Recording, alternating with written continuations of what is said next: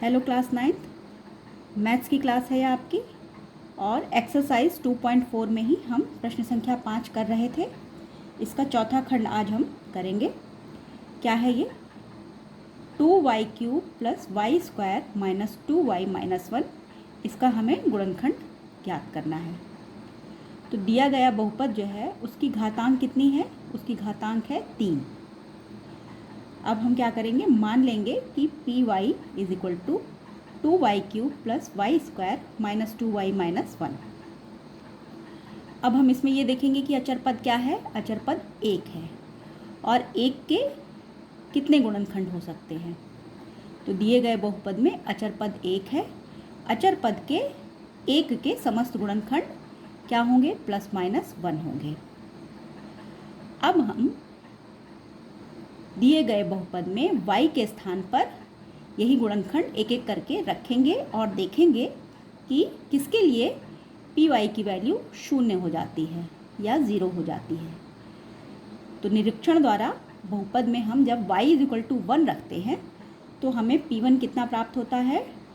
जहाँ जहाँ पर y है वहाँ वहाँ पर हम 1 रख देंगे। तो 2y³ plus 1 square minus 2y minus 1। अब इसको हल करिए तो ये आ जाएगा 0। तो इस प्रकार से आपने देखा कि y1 का गुणनखंड 1 जो है उसको इस समीकरण में रखने पर हमें 0 प्राप्त हो रहा है, या y इज इक्वल टू 1 रखने पर हमें 0 प्राप्त हो रहा है, अर्थात y माइनस 1 दिए गए बहुपद का गुणनखंड होगा गुणनखंड प्रमेय के अनुसार। अर्थात गुणनखंड प्रमेय के अनुसार y माइनस 1 दिए गए बहुपद का एक गुणनखंड है। अब बहुपद पी वाई को y माइनस 1 से भाग देंगे। हमने ये जो गुणनखंड प्राप्त किया, अब इसी गुणनखंड से हम दिए गए बहुपद को भाग दे देंगे। चलिए भाग देते हैं। y माइनस 1 से हम 2y³ plus y square minus 2y minus 1 को भाग देने जा रहे हैं। तो यहाँ पर देखिए ये पहला पद है 2y³। हम यहाँ पर y में 2y स्क्वायर से गुणा करेंगे तो हमें 2y³ मिलेगा। तो यहाँ पर 2y स्क्वायर रखकर इसका इस पूरे पद में गुणा करते हैं और हमें क्या प्राप्त होता है? 2y³ minus 2y। अब इसमें से जब इसको घटाएंगे तो हमें मिलेगा 3y स्क्वायर। अब इसको यहाँ पर उतार लेंगे माइनस 2y को। पुनः हम यहाँ देखेंगे इसका पहला पद है 3y स्क्वायर। अब हमें यहाँ पर 3y स्क्वायर लाने के लिए यहाँ पर 3y रख के इस 3y से इस पूरे पद में गुणा करना है। तो प्लस 3y का इसमें हमने गुणा किया तो हमें 3y स्क्वायर माइनस 3y प्राप्त हुआ।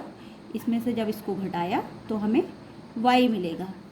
अब माइनस 1 को यहाँ पर उतारेंगे और यहाँ पर y है, यहाँ पर भी y है। तो अब हम केवल प्लस 1 से इस पूरे पद में गुणा करेंगे तो आपको मिला y माइनस 1। y माइनस 1 में से y माइनस 1 घटाएंगे तो 0 आ जाएगा। तो इस प्रकार से y माइनस 1 से जब हम इसमें भाग दे रहे हैं तो हमें भागफल मिला 2y square plus 3y plus 1। अब हम दिए गए बहुपद को इन दोनों के गुणनफल के रूप में भी लिख सकते हैं। तो हमने दिए गए बहुपद को 2y³ plus y square minus 2y minus 1 को किसके बराबर लिख दिया? y माइनस 1 गुणे 2y square plus 3y plus 1। अब ये देखिए कि यह जो है एक द्विघात बहुपद है और हम इसका पुनः गुणनखंड करेंगे। और इसका गुणनखंड करने के लिए हम मध्य पद को विभाजित करने वाली विधि को अपनाएंगे। अब 2y square plus 3y plus 1 के गुणनखंड ज्ञात करेंगे। 2y square plus 3y plus 1 is equal to 2y square plus 3y के स्थान पर हमने 2y प्लस y कर दिया, मध्य पद को विभक्त करके 2y प्लस y लिख दिया प्लस 1। अब इन दोनों में से हम 2y को कॉमन लेंगे और यहाँ पर बचेगा y प्लस 1। यहाँ पर से सिर्फ प्लस को कॉमन लिया, अंदर बचा y प्लस 1। अब देखिए यहाँ पर y प्लस 1 और यहाँ पर y प्लस 1, इसको हम कॉमन ले लेंगे और यहाँ बचेगा 2y प्लस 1। तो इसका गुणनखंड हमें कितना प्राप्त हुआ? 2y plus 1 into Y plus 1। अब जो हमें बहुपद दिया गया है वो क्या है, 2y³ + y² - 2y - 1। इसका हमने पूर्व में एक गुणनखंड ज्ञात किया था y - 1, और बाकी के दो गुणनखंड हमें ये भी मिल गए 2y + 1 y + 1। तो इस प्रकार से इस दिए गए गुणनखंड के हमें सभी गुणनखंड प्राप्त हो गए।